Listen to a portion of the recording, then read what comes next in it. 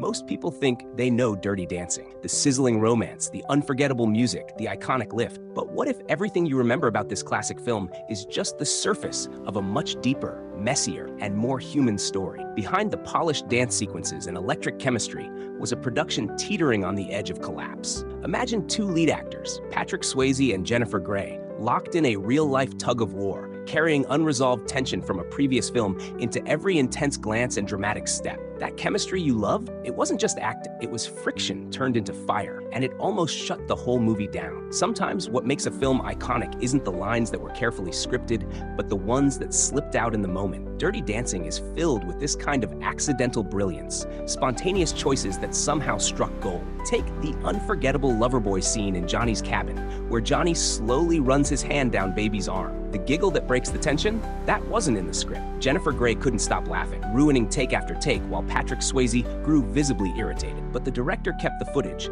sensing that something raw and real was unfolding, and he was right. The scene, born out of chaos and imperfection, became one of the most beloved in the film. And then there's the line that defined Baby forever. I carried a watermelon. That wasn't in the original screenplay either. The script simply described Baby walking into the staff quarters holding fruit, but in a moment of nervous energy, Grey blurted out the line in front of Swayze, then immediately cringed, just as Baby would have. That unscripted awkwardness resonated with everyone who's ever tried to impress someone and failed spectacular. And let's not forget Johnny's infamous spaghetti arms quip, tossed casually at Baby during rehearsal. Swayze added it on a whim, but it hit the perfect note, tough, slightly mocking, but affectionate. These weren't rehearsed punchlines or choreographed exchanges. They were genuine sparks that flew when the actors were allowed to lean into their instincts. Improvisation turned discomfort into charm and nervous energy into timeless cinema. Each of these off-the-cuff moments worked because they captured something deeper than dialogue. They captured truth. They were the unscripted heartbeat of a film that, at its core,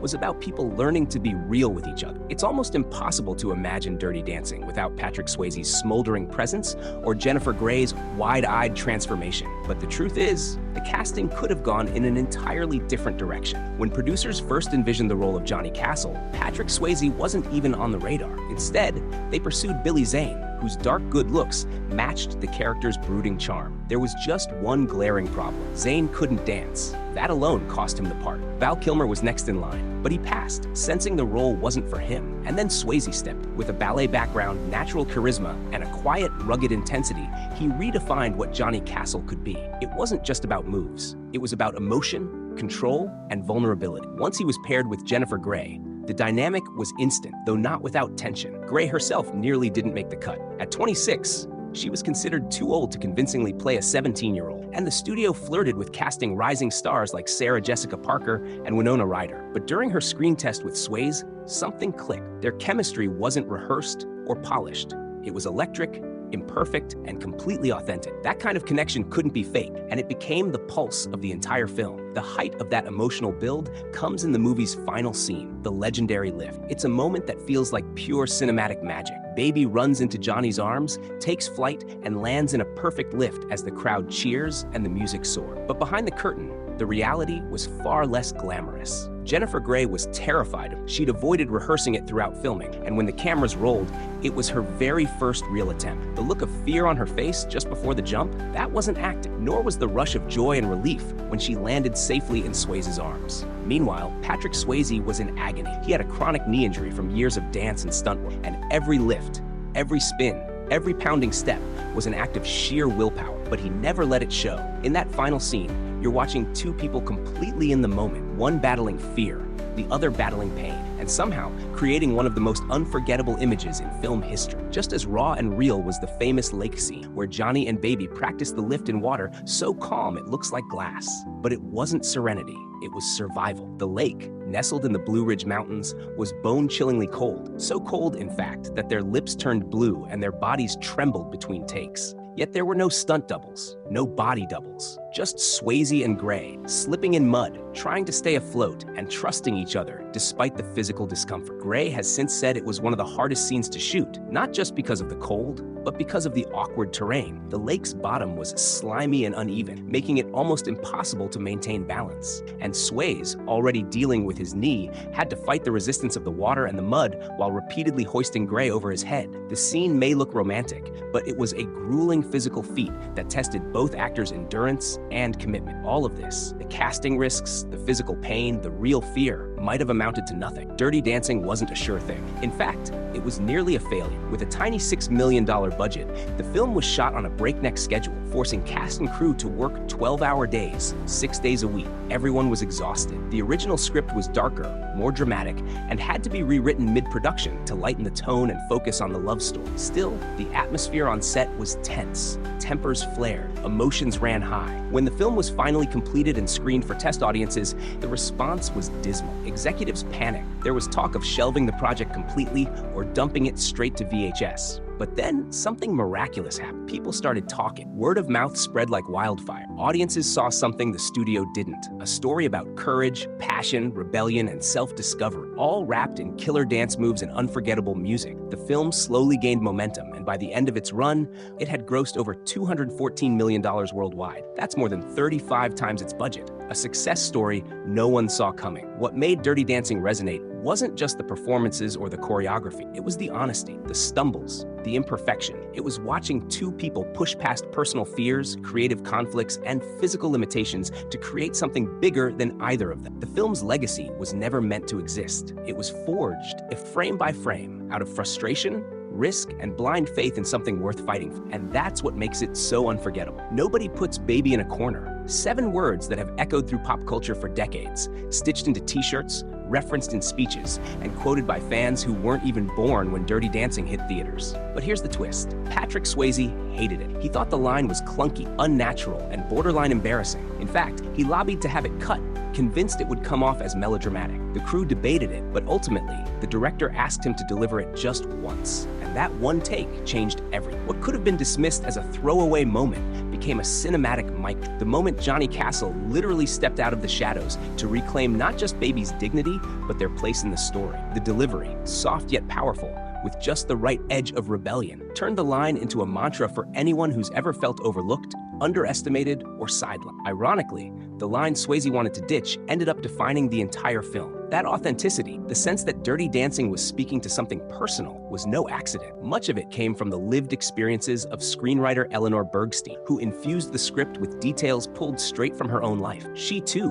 was called Baby growing up. She too spent her childhood summers in the Catskills, where family-run resorts were filled with quirky staff, late-night talent shows, and awkward teen romances. Max Kellerman, the fictional resort's patriarch, was modeled after real resort owners from that golden era, men who juggled showbiz flair with business savvy, hosting families and entertainers under one buzzing roof. And just like Baby, Eleanor Bergstein navigated the quiet expectations of her upbringing while yearning for something more. That duality between tradition and self-discovery gave the story its emotional weight. It wasn't just fiction, it was memory, layered with longing and love, rebellion, and restraint. Translating that nostalgia into something cinematic, however, wasn't as simple as finding one perfect location. In reality, Kellerman's resort was a patchwork of places, creatively pieced together by the production team. Lake Lure in North Carolina provided the serene natural backdrop, the glassy waters, wooded hills, and the now famous dock where Johnny lifts Baby high into the air. But that lakeside magic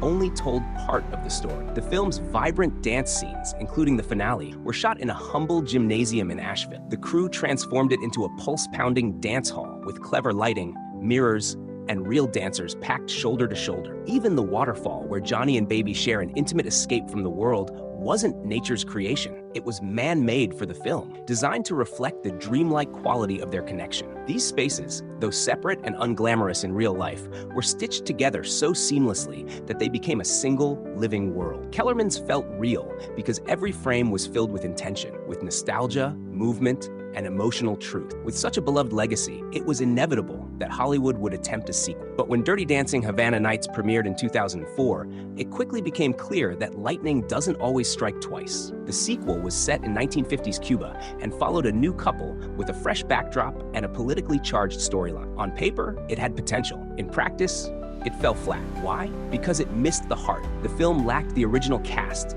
the original tone, and most importantly, the soul of the original narrative. Patrick Swayze was approached to reprise his role, but he declined, citing the film's departure from the spirit of the original. Jennifer Grey wasn't even contact. Though Havana Nights included stunning choreography and a dramatic setting, it didn't have the tension, intimacy, or character depth that made Dirty Dancing soar. It became a footnote in film history, a glossy, well-intentioned attempt that couldn't replicate the alchemy of what came before. That's because the original Dirty Dancing was never just about dancing. It was about risk, about trust, about choosing to be seen and choosing to leap. Every line, every location, every unexpected casting decision contributed to a story that felt lived in and alive. The very elements that nearly broke the film, improvised scenes, real friction, physical challenges, and creative compromises, were the same things that made it unforgettable. Even decades later, with sequels, remakes, and countless tributes in its wake, Dirty Dancing stands alone. It wasn't perfect, it wasn't planned to be a hit, but it was real, and that made all the difference. So the next time you watch Dirty Dancing,